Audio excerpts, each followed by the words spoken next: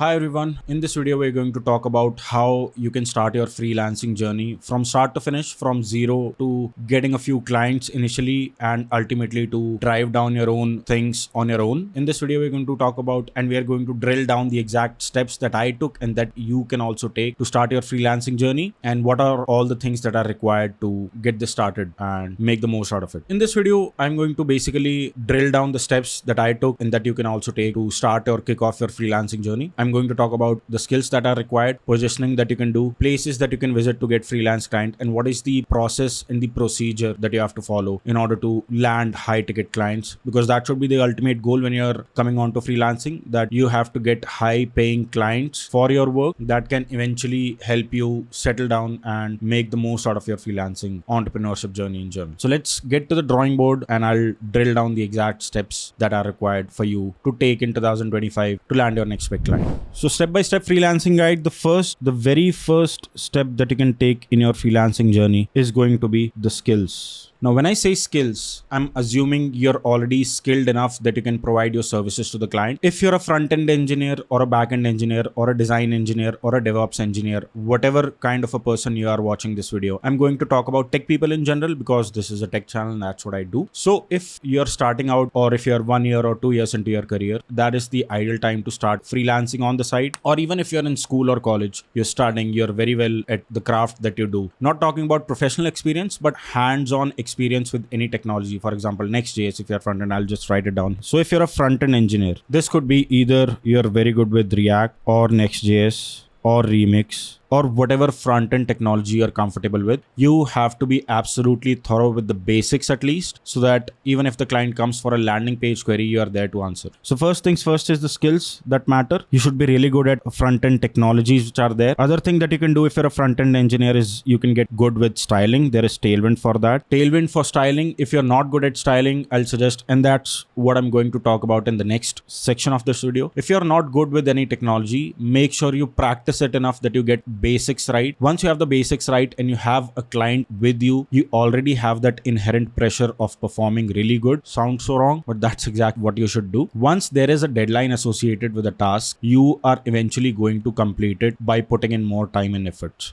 So coming back to Tailwind, you have to be absolutely thorough with the basics. Like I said, React, Next or Remix or whatever technological framework you're comfortable with or in which you're trying to get freelance clients. Now, I'll talk about this a bit in a second, but once you're done with Tailwind and Remix, I'll also want you to be good at deployments or workflows. So you should be able to get the project out of your localhost. For example, this is your local machine. You should be able to deploy it over to cloud, either Vercel or Netlify or a VPS on AWS or DigitalOcean. You should be thorough on what are the steps that you can take to integrate these local changes that you made onto the production, because this is a process of deploying anything that you learn, and you should also be comfortable in learning new things as you go. For example, now let's say you built a React application. Now you should be able to configure Vercel in such a way that you can host it on production or connect an external domain. All these things make you a all-in-all package that you can eventually sell to the customer or the client in general. For example, you can, in your pitches, you can say, I can not just only code, I can handle the deployments for you. For example, if you're good with,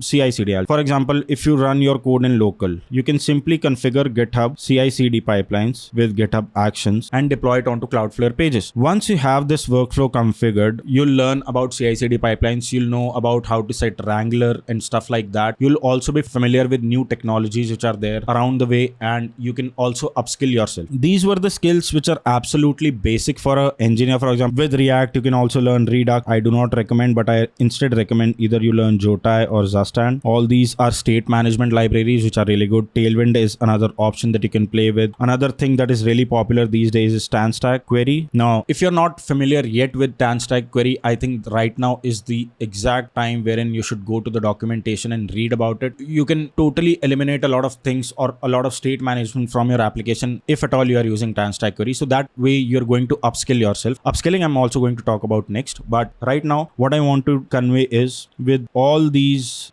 things present in general. This makes you a really good engineer to start with. You have to always upskill. So skills is the very first part. Now this was a front-end engineer, and if you're a back-end engineer, you can exactly replicate the same steps, learn the absolute fundamentals, the absolute basics which are required for you to get clients. Think about it. If you're building a project of your own, and if you were required to hire a person that can help you in taking that vision to production really quickly and efficiently, would you hire yourself? If the answer is yes, you are on the right path. If the answer is no, what you should be doing is you should be upscaling and putting yourself in front of more people and get more visibility. We'll talk about it next. Once you have the right set of skills, the other thing that you should do is showcase. Now, once you're very much into your game and you have figured out the fundamentals well, you're absolutely thorough with the skills that you have. So first thing that you should be doing is showing comes with showing your proof of work. The other thing is you have to put yourself out there in front of people, and you get more visibility by doing so. For example, now let's say in the previous section we talked about you build your skills from scratch. The second thing is that you have to showcase your skills. With that, there are two parts: showcasing through projects or showcasing through your knowledge. So there are two parts when you showcase your skills. Now, for example, you have acquired really good React skills, right? Now is the time for you to put that acquired skills to use. Now, when you were learning, you must have built a lot of projects, right? Or you must have gathered a lot of knowledge. Best way to showcase your work is to just go out there and start posting about it. I prefer Twitter as a medium for getting your clients as well. For example, this medium is going to be Twitter or X in general, wherein you are going to showcase your skills. Now, project. The first thing that you have to do is build a lot of projects, and you have to inherently love building in general. If you want to get into the freelancing game or indie hacker game or entrepreneurial mindset, you have to get in the habit of building. For example, projects. Now there are many projects that I see online which I generally don't look at because those are really common portfolio projects or really common course related projects that some tutor already taught and people are copying. It doesn't have to be a killer idea or something that is really unique. You have to take an existing idea or take an existing project and enhance one feature into it. So build project not for uniqueness but for enhancements. If your project is unique, by all means do it, because uniqueness is not there everywhere. If your project is already unique, that's the best you can do. But if it is not, you have to focus on enhancements on existing projects. For example, I was building AlgoChurn some time back. Now if you see, AlgoChurn is a basic project wherein a user or a person trying to clear technical interview rounds can come and practice for interviews, right? Now if I go to the solution side, you'll get two tabs here: boilerplate, wherein the user is required to solve for the question, and the solution, wherein they can already see the solution which is already working. This is a solution which is already working. Now this project I abandoned in the middle. If you're working on a new project idea, what I can suggest is add AI features into it. For example, stuck get a hint is there. These are all static. If I click stuck get a hint, AI pop-up comes in and it suggests you better solutions. This entire system that you see is a StackBlitz iframe. So you can pretty much use Code Sandbox and convert it into a React application wherein you store the code onto your database and it renders along with test cases and all the other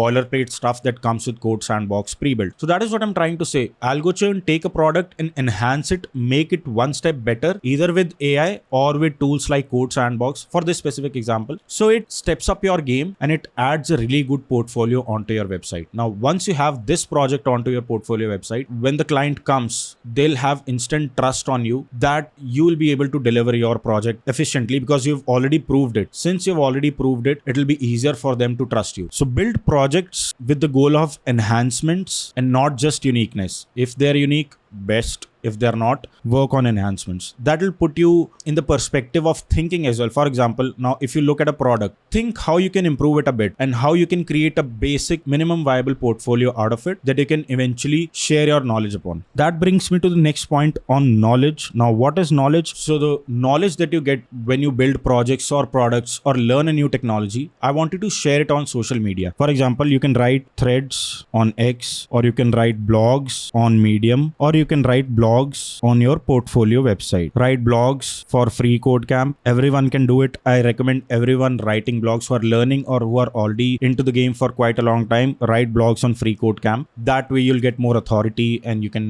share your work, because anyone who's into tech knows about free code camp and you've already written an article on it. That will put you ahead from most of your competitors. So that's one thing that you can do. Write threads, write blogs for a portfolio website, write blogs for FCC. Threads, there is a way to write threads. There has to be a hook for it first. For threads, you have to come up with a hook. Not hooks, always a React guy, but you have to write a hook. Hook as in the user should be interested in reading your entire post by just looking at the first two lines or the first picture that pops up in the tweet. And then you go ahead and impart your wisdom. And at the end of the thread, you have to close it with either you ask them to follow for more advice, that way you build an audience, or you direct them to their website, that way you build your website authority. And all the closing things that you can do, you have to do at the end of the thread. I'll call this end of thread. And you have to follow this hook and CTA approach everywhere, even if you write blogs on Medium or Threads or Free Code Camp or wherever. Impart your knowledge, because whenever you write about something technical, people always assume that you're an expert. That is the next point that I'm also going to talk about, which is positioning. So whenever you write content or create content in general around tech, people assume you to be an expert, and every client wants to hire an expert at optimal prices. Nobody wants to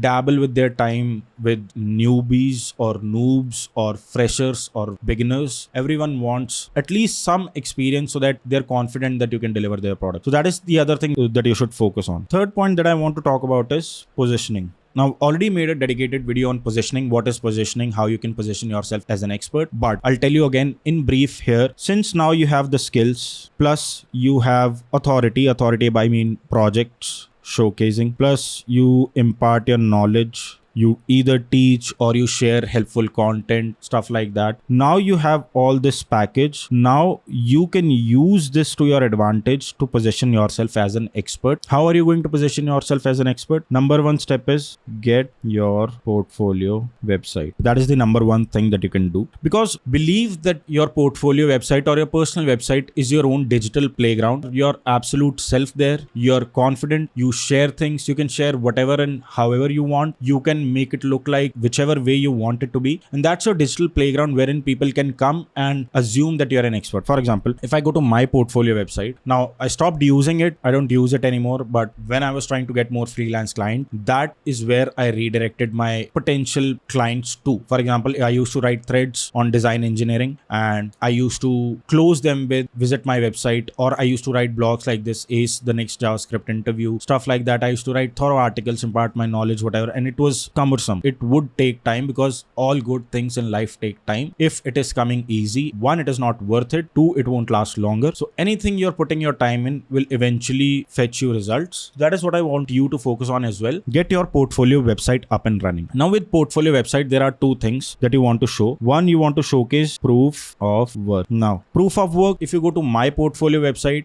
the very first thing that you see here is name, the company that I was, and this was very late. Earlier, it was just working at Emeralds and stuff like that. Blogs, that positions me as an expert because I write technical content. Projects that I did, Tailwind Master Kit, Algochurn, these were added after. Upcoming projects, if I had any ideas, talks and videos that I was doing back then. And a human touch. See, last updated 2023, 300 users, Algochurn. Nice. Nostalgia. But this life changelog and updates makes you a human. So you don't want to sound like a robot onto your website. Since this is your digital playground, you can absolutely be your own self. This way you'll be able to showcase that you're a human, and I post anything and everything here. At the end, if you want to hire me as a freelancer, there's a CTA, you can chat and do and whatnot, all those sorts of things. So yeah, first thing that I wanted to do is showcase proof of work that we did. This we can do with projects, blogs, etc. Second thing that I wanted to do is, and this is very important, I talked about it in one of my reels on Instagram. So if you haven't followed me there, do follow it. I share really good content there for free. Absolutely go follow right now. So the other thing that you can do is you can have a labs or snippets or experiments page. I'll take an example of my own portfolio website. Now, if you go to snippet, these are all helpful snippets or code snippets or something that the user can immediately copy within 30 seconds and start using it without much hassle. Very quickly, they can just copy and use it onto their own website. What it does is, one, it is a proof of work. The most important thing that is here with the snippets or the labs or the experiments page is returning user, or what I'd like to call is shareable content. Now, once a user finds your content usable, for example, if they go to this website and a simple reusable notification toast pops up and I tell them how you can use them, and it is a very simple thing that they can do, they are going to eventually share it on their socials or wherever they're onto the internet, and you are going to get more users. This in turn is going to create a loop wherein one user likes it, shares it, more people see, more people find it useful, they share, more people, one, or I'd say n users. So this create a viral loop or a loop sort of a thing wherein you start creating these snippets or experiments, or for example, if you're a design engineer and you come up with a really cool component and you share it on your labs page, post a video of it on Twitter, link your labs or snippets specific page onto the comment, people are going to go there. Once Google starts receiving traffic from that Twitter tweet or post that you posted, it is going to increase the domain authority of your website and it is going to show up higher in search results for that specific component. So that is how you also build your authority over time. So like I said, have projects, have blogs, labs pages, all these flows which will help you position yourself as an expert, and that will put you in a position for more visibility. Now, visibility is the most important part of the game. You can be the best coder around, you can be the best engineer, best guy, with max experience, but if you have zero visibility, you're not going to get clients. Wherein if you're a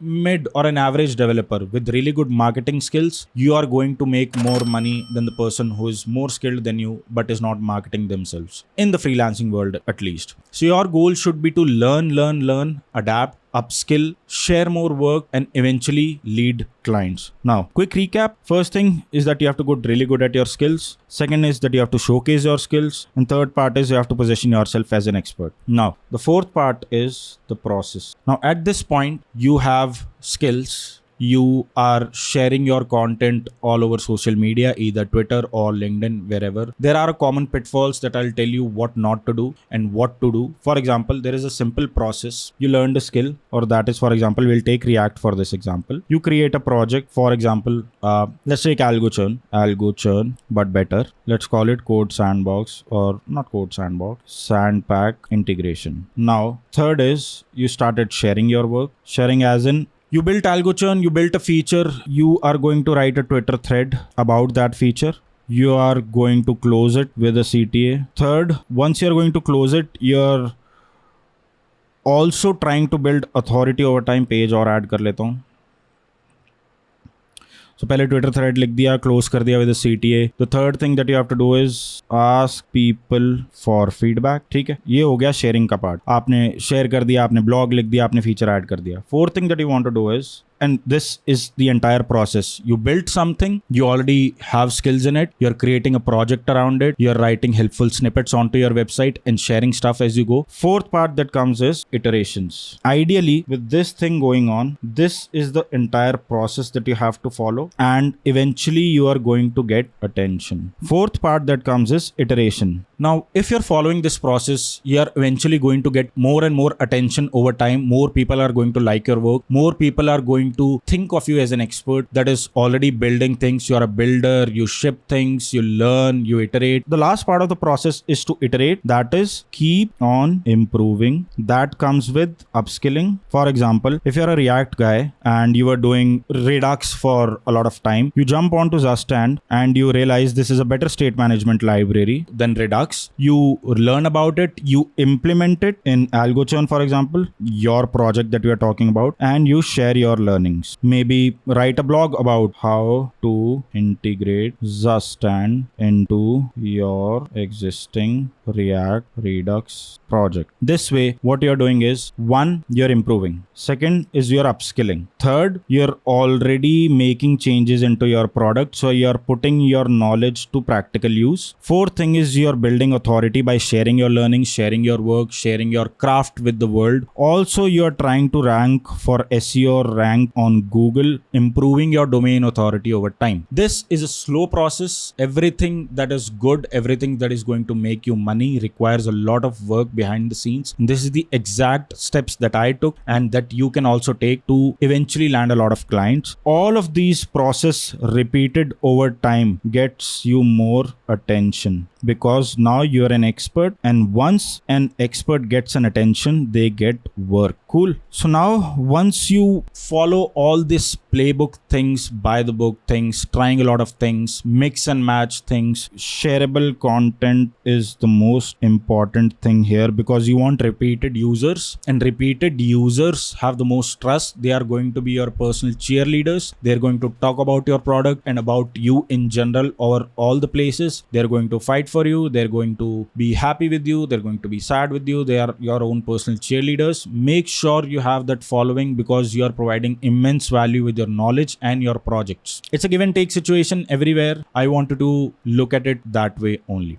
Once you have more work, eventually you'll start to get 1 or 2 leads. Now, fifth part is, once you have attention, you will start to get leads. What is a lead? A lead is a client who is interested in getting a project done. Now, even if you don't get leads, this is called inbound marketing, wherein you get the client, wherein the client reaches you out. But there is outbound marketing is also there, but I believe in inbound more. But I'm also going to talk about outbound marketing. Herein, you reach out to potential clients and you will have more chances, because you already have the skills, social proof of work. Now, once you start reaching out to people as well on Twitter or on LinkedIn, eventually you'll have more proof of work that will back your claims that you're an expert. You'll have a knowledge bank of your own, and you'll have social proof along with your proof of work, so that it positions you as an expert, and the client would be more happy to talk to you compared to your competitors. For example, if there is a job or if there is a freelance work, let's take a hypothetical example.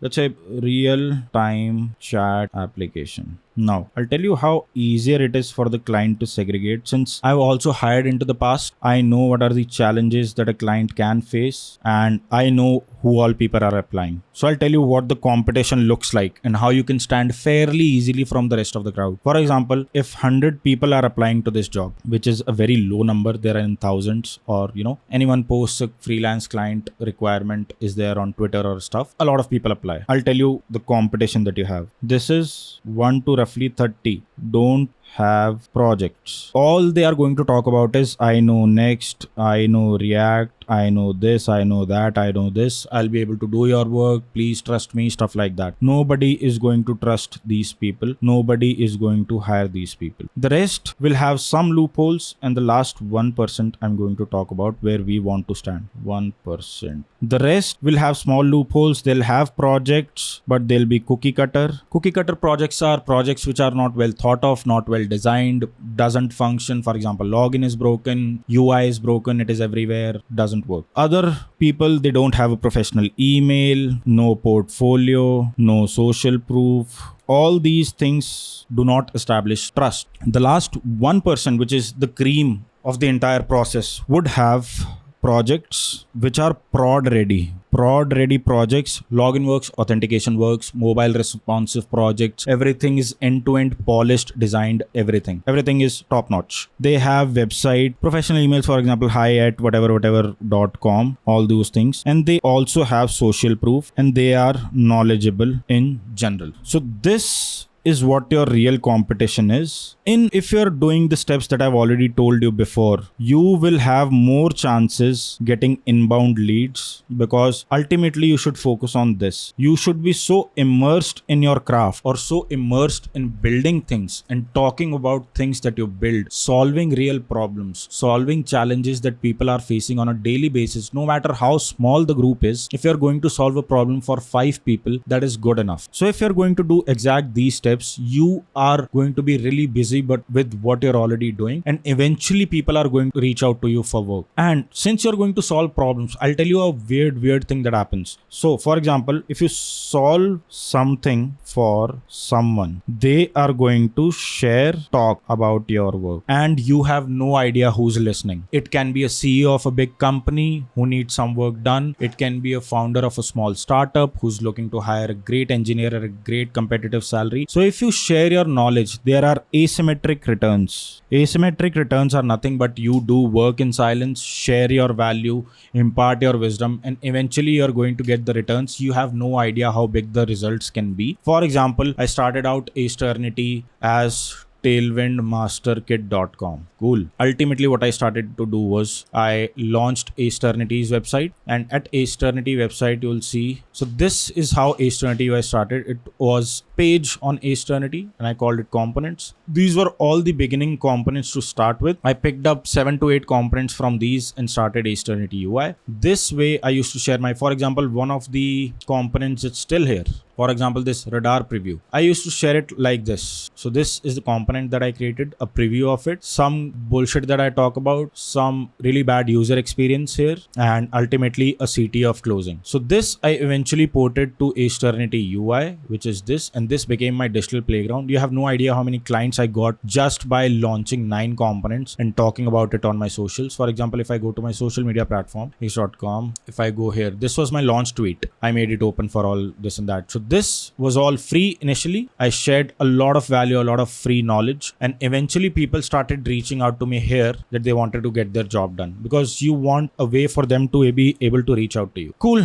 Going back to the drawing board, once you have this, I think that would be the easiest way to get more clients, more visibility. Once you have followed all these steps, I'm going to reiterate. First is get good in the process, which is skills. Second step was to showcase, prove. Third is positioning. Fourth is iterate, upskill, user feedback. Now, if you're doing all the steps correctly, I can guarantee that you're going to get a lot of clients, because on Twitter or on X, it doesn't matter how many followers you have. The only thing that matters is what value you're going to provide, or what value you're providing already to the user. Followers don't matter there. If you're really good at your craft, sharing valuable things and valuable insights, I think that is the best way to go about it. And if you're not following any of these steps, I can assure you that you're not going to get work. For example, if you're not good at your skills, even if you get one client by showcasing everything perfectly, you're not going to deliver. And if you're not going to deliver, they're not going to trust you, and they're not going to promote your work. It is like never burn bridges, always provide quality work. If you're not showcasing your proof of work, or if you're not talking to a lot of people or not sharing what you're doing, nobody's going to know about what you're doing. And if nobody's going to know about what you're building, nobody's going to reach out to you. Simple mathematics. If you're not positioning yourself as an expert, nobody is going to trust you. If you position yourself as an expert, by all means, fair positioning it is, because you're already doing the craft, you're already sharing your things. If you do that correctly, you'll have more chances of people reaching out to you and people thinking that you're an expert, which you already are. You'll never get that confidence, but assume that you are and do quality work. That is how you'll become an expert one day. And the fourth thing is iterating. So even if you get demotivated that all these steps are not working, you have to focus on this aspect heavily. Like I talked about, for example, you have your project you're showcasing. You have to do this more, and it comes under iteration. Do more of step number 1, 2, 3 and iterate rapidly. For example, if your website sucks, improve. Launch a poll, rate my website. If you're getting 10 on 10, you don't need to work on it. You need to focus on some other aspect, maybe upskilling or figuring out new tools. For example, this Ghibli trend is going on. Once GPT-4o API is going to be released, I want you to think of 10 product ideas that you can implement the very next day the API releases, and I want you to launch those projects. For example, this Ghibli art is trending, right? You can also try photo restorations, or you can try product photo shoots. I talked about it on Twitter as well. Do follow me if you're not following me. You can also talk about how you can build projects once the API launches, or there are many product ideas which can stem from the API release, and I want you to be ready with those. Once the API is released, I want you to build those products and follow this exact playbook. That is going to come under figuring out new tools. And once you do all of these things together, I can make sure, or I'm pretty much sure, that you're going to land more clients in the future. So this was the exact playbook that I talked about. I hope you learned something from this video. This is exactly what I did with Aceternity, with AlgoChurn, with all the products that I launch. All the clients that I get are a byproduct of me building things and talking about it extensively on social media platforms. Since you're starting out, you should have no shame, no lack of confidence whatsoever, because you've got nothing to lose. You've got everything to gain from sharing your work. So I wanted to do exactly that. I hope you learned something from this video. If you like this video, do drop a like and comment. That motivates me to record more videos and put valuable content out there. If you want me to talk about something specifically, do drop in your comments and I'll be happy to make a video on it. And I hope you learned something from this video. Till then, I'll see you in the next one, and keep coding, keep freelancing, try your luck, put yourself out there in front of people. Don't be afraid to fail. Everyone fails. I failed like 100 times, and I don't even know how many times I failed at this point. You only need one product or one client to change your life. I think that is what you should focus on. All right, that is it for this video. I'll see you in the next one. Till then, take care, and yeah, subscribe to the channel.